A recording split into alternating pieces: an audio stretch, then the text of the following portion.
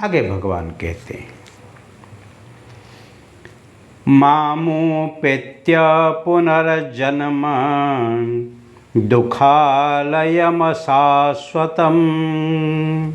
नाप्नुवन्ति महात्मानः संसिद्धिं परमां गताः।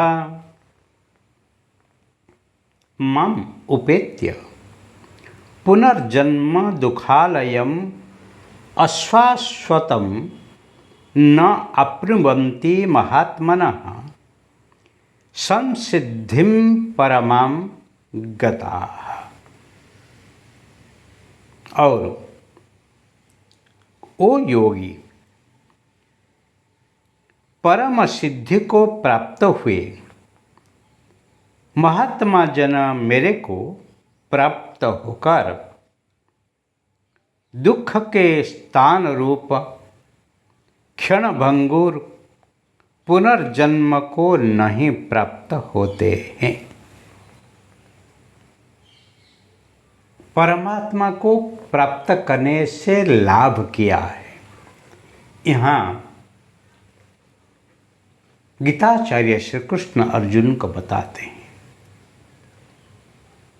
जो ही परम सिद्धि को प्राप्त होते हैं ऐसे महात्मा जन मेरे को प्राप्त होकर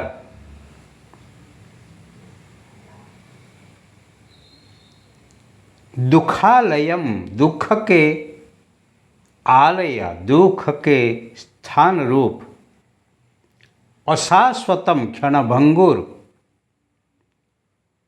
पुनर्जन्म को नहीं प्राप्त होते हैं। पुनर्जन्म ये दुख के आलय है।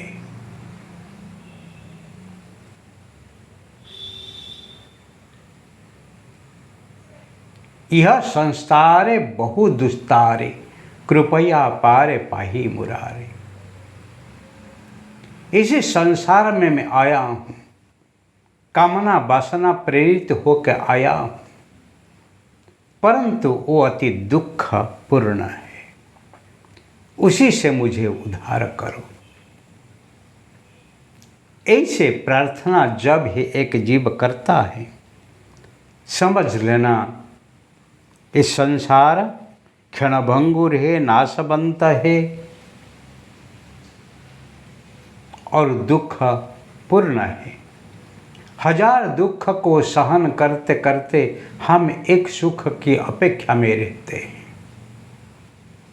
परंतु जो ही साधना करता है, मनुष्य जन्म दुर्लभाति मिले न बारंबार।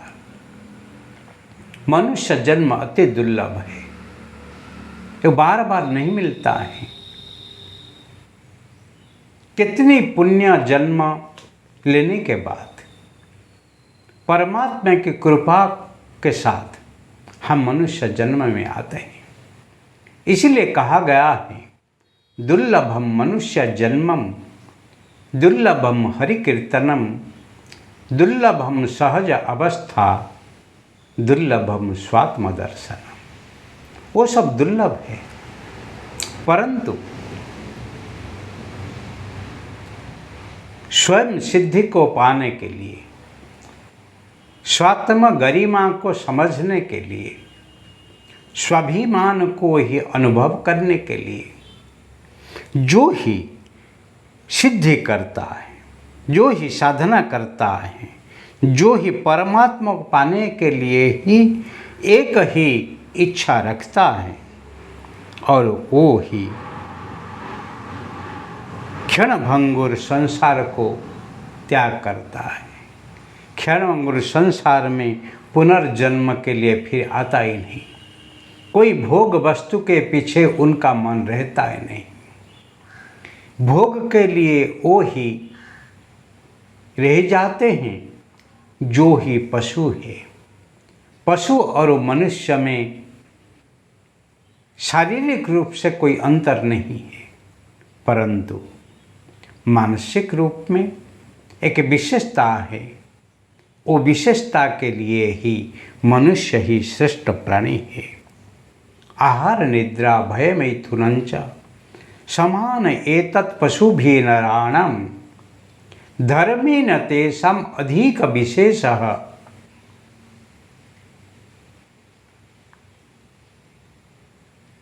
धर्मेण हीन पशु ही समान। जो विचार शक्ति है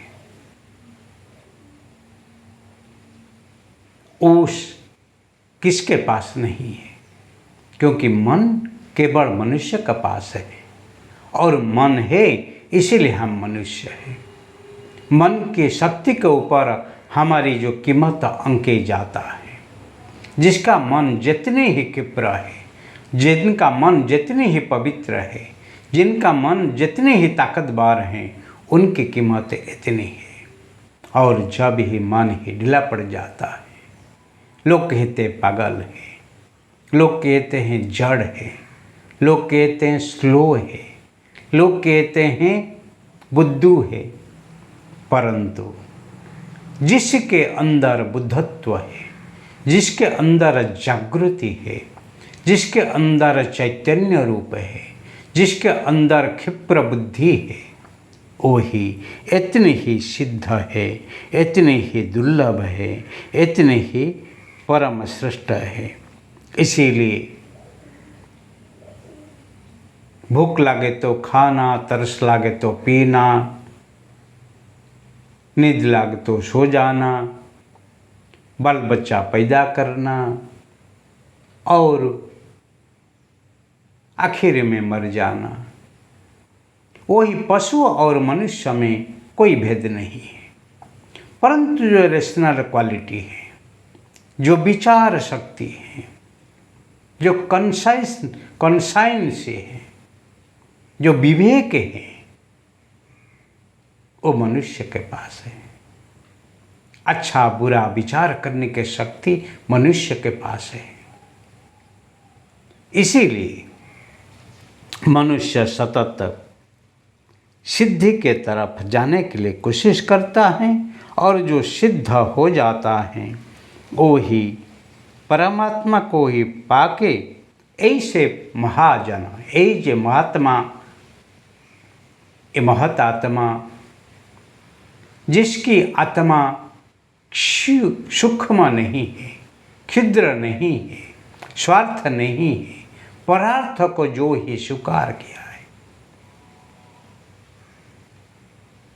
समस्त में जो ही लीन हो गया है, वो ही परमात्मा को प्राप्त होता है और वासना के पीछे पागल नहीं बनता है और उनके लिए पुनर्जन्म नहीं है। इसीलिए वो ही अति दुर्लभ है।